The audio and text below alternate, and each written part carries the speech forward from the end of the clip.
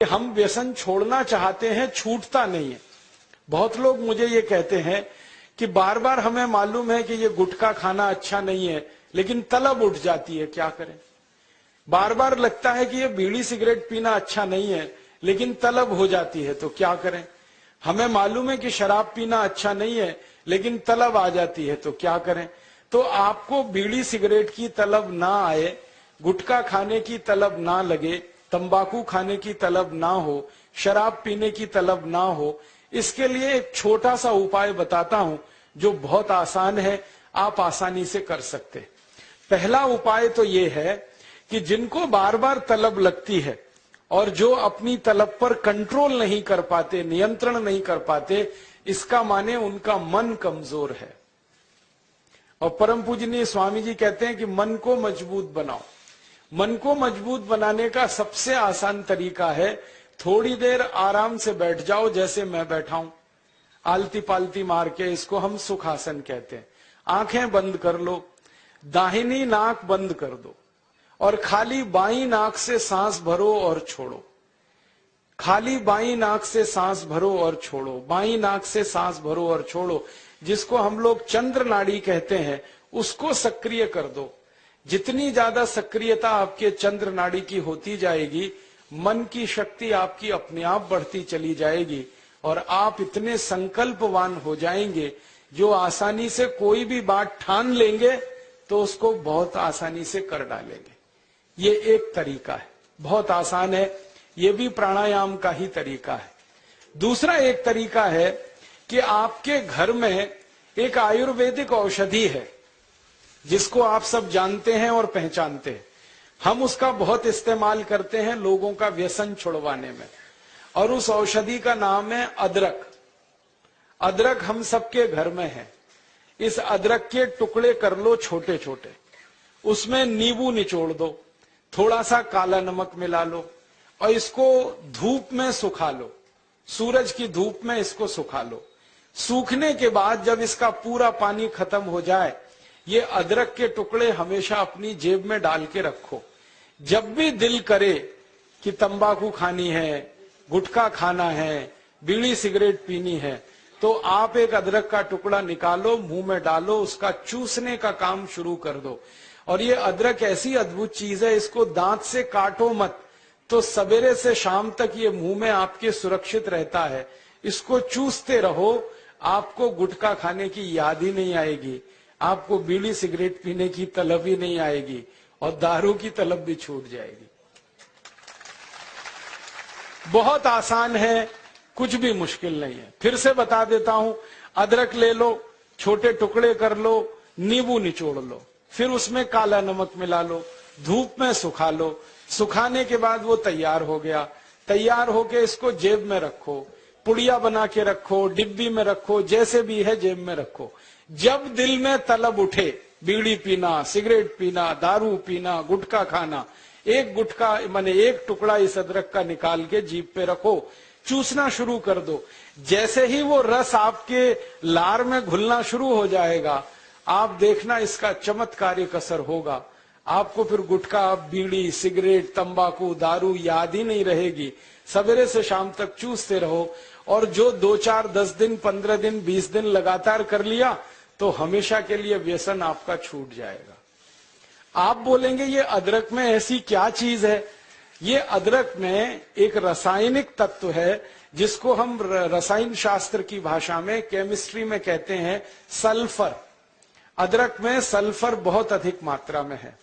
जब हम अदरक चूसते हैं तो वो सल्फर है जो अदरक का निकल के हमारी लार के साथ मिलके अंदर जाने लगता है।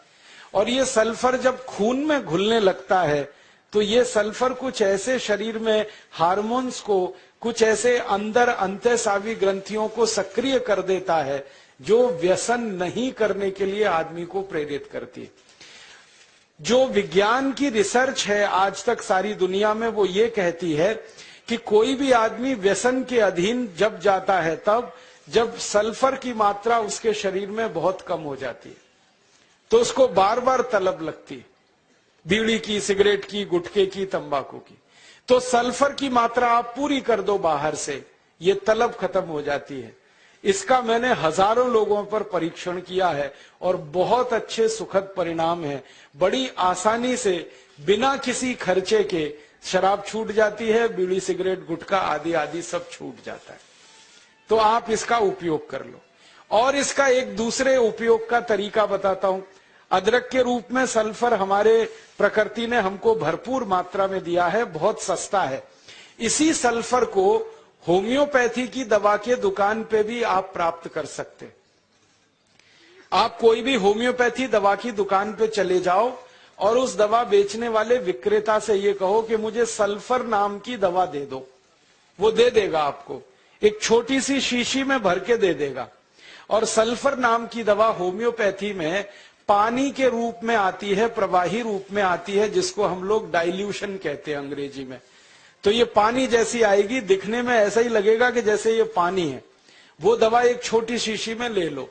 5 मिलीलीटर दवा की शीशी 5 रुपए में आती है और उस दवा का 1 बूंद जीभ पे डाल लो सवेरे सवेरे खाली पेट, फिर अगले दिन और 1 बूंद डाल लो सवेरे सवेरे खाली पेट, और तीसरे दिन 1 बूंद डाल लो सवेरे सवेरे खाली पेट।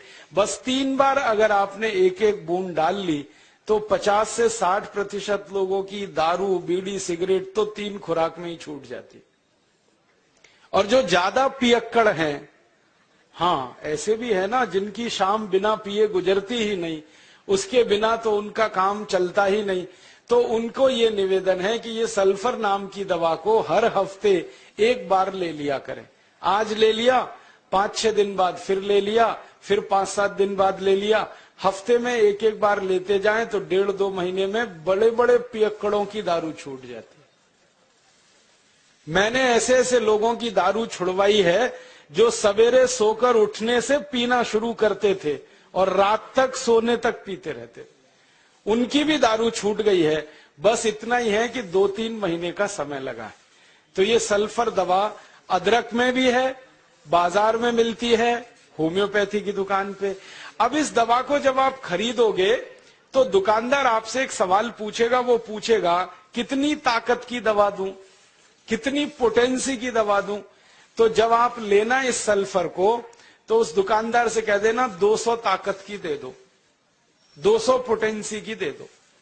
सल्फर 200, यही उसका पूरा नाम है। 200 संख्या है सल्फर दवा का नाम। तो ये सामान्य रूप से बीड़ी सिगरेट शराब दारू वगैरह वगैरह के लिए काफी है। और जो ज्यादा पीने वाले हैं, बहुत ज्यादा जिनकी दारू है, तो उनके लिए यही सल्फर की 1000 ताकत की दवा ले लेना, 1000 पोटेंसी की। तो सल्फर 200 और सल्फर 1000। और अगर आप सब ग्राम रक्षा समिति की तरफ से बोतल खरीद लो, इसकी बहुत सस्ती आती है। ऐसे खरीदोगे तो 5 रुपए में 5 मिलीलीटर है, और बड़ी बोतल खरीद लो 250 मिलीलीटर की या 450 मिलीलीटर की, वो 150-200 रुपए की आती है।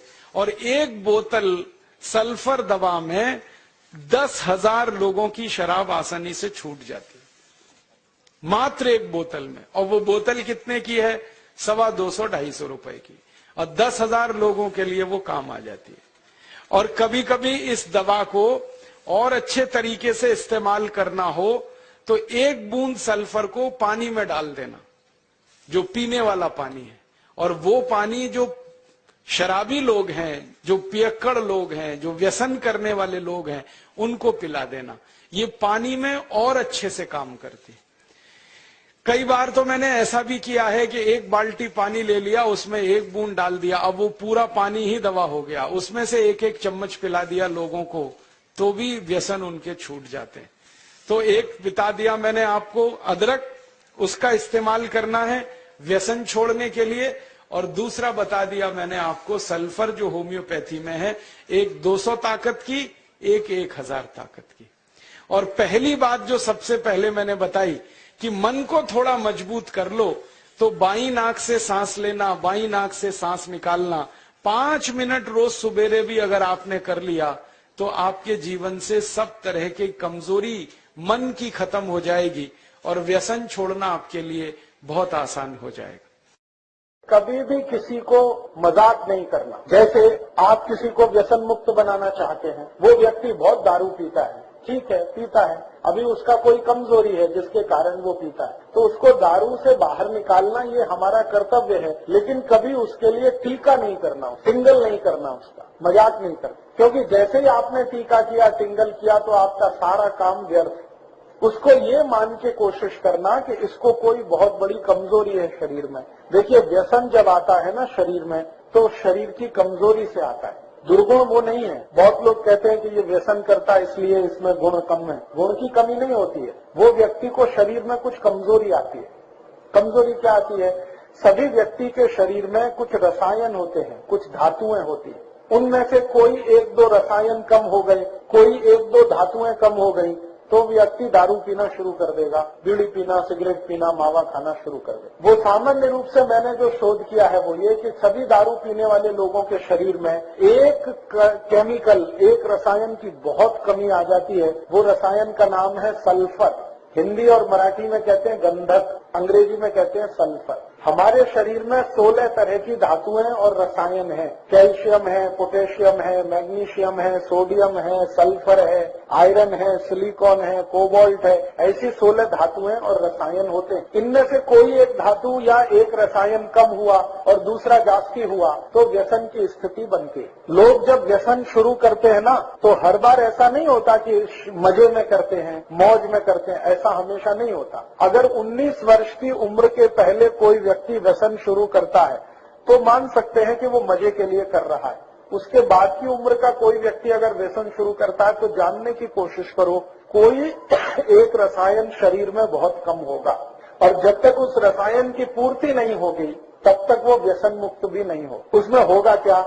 शुरू में आपने उसको समझाया, 1-2 दिवस समझ गया, फिर कोई दिन चुपके से जाके पी के आएगा, आपको बताएगा भी नहीं, और फिर आपको पता चला, आप बोलोगे यार तुमने फिर पी लिया, तो उसने कहा क्या करूं, मन नहीं मानता, शरीर नहीं मानता। वो मन मानता इसलिए नहीं है कि वो दारू के मदद से उसको वो रसायन की तात्कालिक पूर्ति होती है, शरीर उसकी मांग करता है। शरीर कहता है इसको पियो, इससे तुम्हारी ये कमी पूरी होती, लेकिन वो होती तात्कालिक है, परमानेंट नहीं है। तो ऐसे व्यक्ति को कोई औषध अगर दे दी जाए जो उसके रसायन की पूर्ति कर दे तो जीवन पर्यंत वो व्यसन मुक्त हो सकता है। अब वो क्या रसायन है वो जानना थोड़ा चिकित्सा विज्ञान का काम है। मैं इस पर थोड़ा शोध करता हूँ। चाय कॉफी जो लोग पी रहे हैं उनके शरीर में आर्सेनिक नाम के रसायन की बहुत कमी आती है, इसलिए वो बार बार चाय कॉफी। शराब पीने वालों को सल्फर, गंधक की बहुत कमी आती है शरीर में, इसलिए बार बार शराब पीते हैं। बीड़ी पीने वाले, सिगरेट पीने वाले और हुक्का पीने वाले, इनको शरीर में फास्फोरस की बहुत कमी आती है, इसलिए वो बहुत बार उसको पीते हैं। ऐसे 16 रसायन हैं, जिसकी भी कमी आएगी उसकी पूर्ति करने के लिए शरीर उसको प्रेरित करेगा, फिर जाकर वो पिएगा। तो ऐसी परिस्थिति है। तो आप अगर इसको समझ सकते हैं तो ये ध्यान रखिए कि कोई व्यक्ति अगर व्यसन कर रहा है तो उसके शरीर की कोई बड़ी भारी कमजोरी है या उसके शरीर में कोई बहुत बड़ी कमी है जिसके चलते वो ऐसा कर रहा है। कमी दूर हो जाए तो वो नहीं करेगा। तो इसलिए मैंने आपसे कहा कि कभी भी आप किसी भी व्यक्ति की जो इस तरह के व्यसन में फंसा हुआ है, टीका नहीं करना, मजाक नहीं करना, हंसी खिल्ली नहीं करना उसकी, क्योंकि वो उसकी कोई बड़ी कमजोरी है। वो जानबूझ के कई बार ऐसा नहीं करता है, कोई बड़ी कमजोरी के तहत करता है। तो भारत में 23 लाख संत हैं, 23 लाख इस देश में संत हैं। 23 लाख से भी जाती है, 23,80,000 और कुछ 100 में भी होंगे। ये सरकार के आंकड़े हैं। इतने साधु संत हैं, महात्मा हैं, और 107 कोटि का भारत है। अगर ये कर लेते तो भारत में इतना भ्रष्टाचार, इतना अनाचार, इतनी व्यसन क्यों होती? तो साधु संत दूसरे को नहीं सुधारते, वो अपनी सेवा कराते। उनको अहंकार इस बात का है कि वो समाज को सुधारना कर रहे हैं, वो कोई समाज को सुधारना नहीं करते। ये बात मैंने बहुत बड़े बड़े संतों को कही है उनके मुंह पर कि आप तो अपनी सेवा करा रहे हैं, आपको अहंकार है कि आप समाज के लिए कर रहे हैं। समाज आपके लिए कर रहा है, आप समाज के लिए कुछ नहीं कर। तो आप में से किसी को साधु होने का नहीं है, ध्यान रखना है। संत भी होने का नहीं है, संत और साधु कहलाने की भी जरूरत नहीं है। हम सामाजिक कार्यकर्ता हैं और हमारा स्थान बहुत ऊंचा है, क्योंकि हम समाज में रहते हुए कोशिश कर रहे हैं समाज को मदद करने की।